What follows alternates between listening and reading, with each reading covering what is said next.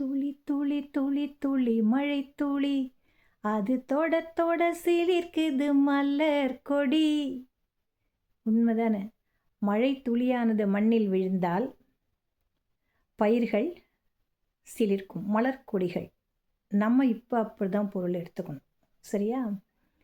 அப்போது இந்த மழை துளிகள் மண்ணில் விழும்பொழுது மண்மகள் சிலிர்த்து தம்முடைய சந்தோஷத்தை நல்ல வளங்களாக பயிர்களில் காட்டுகிறாள். இதுதான் அதனுடைய பொருள். இதுதான் அதுக்கு நாம் எடுத்துக்க வேண்டிய பொருள். இப்போ இதனுடைய சார்பாக வரக்கூடிய வள்ளுவனாரின் குறளை நாம் பார்க்கலாம்.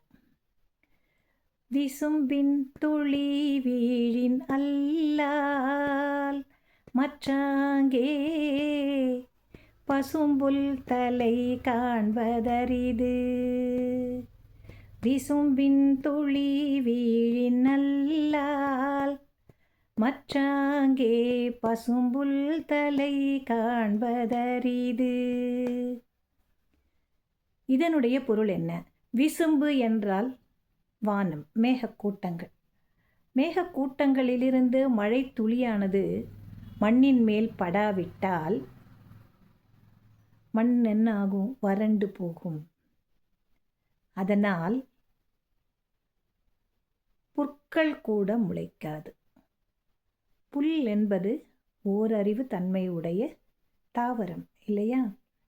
அப்போ அந்த புற்கள் கூட முளைக்காமல் மண்ணானது வறண்டு போகிறது, தன்னுடைய இயல்பின் இருந்து மாறிவிடுகிறது.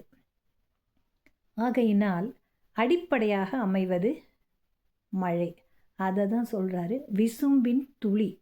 விசும்பின் துளி வீழின் அல்லால் மற்ற ஆங்கே பசும்புல் தலை காண்பது அரிது. வானத்திலிருந்து துளி துளியாக பெய்யக்கூடிய அந்த மழை துளிகள் மண்ணில் பட வேண்டும். மண்ணில் படும் பொழுது மண்மகள் என்ன பண்ணுவா? மகிழ்ச்சியோடு அந்த நீரை தன் வசப்படுத்தி கொள்கிறாள்.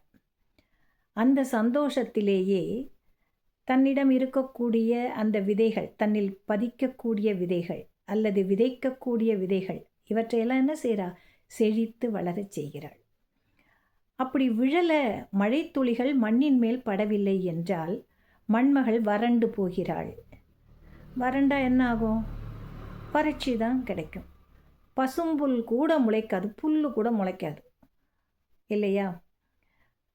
அதனாலேயே இந்த குறளை வள்ளுவனார் கூறுகிறார், விசும்பின் துளி வீழின் அல்லால் மற்றாங்கே பசும்புல் தலை காண்பது அரிது. மழை துளிகள் மண்ணில் விழாவிட்டால் புற்கள் கூட முளைக்காது என்பதே இதன் பொருளாகும். நாளை மீண்டும் காணலாம். நன்றியுடன் நான்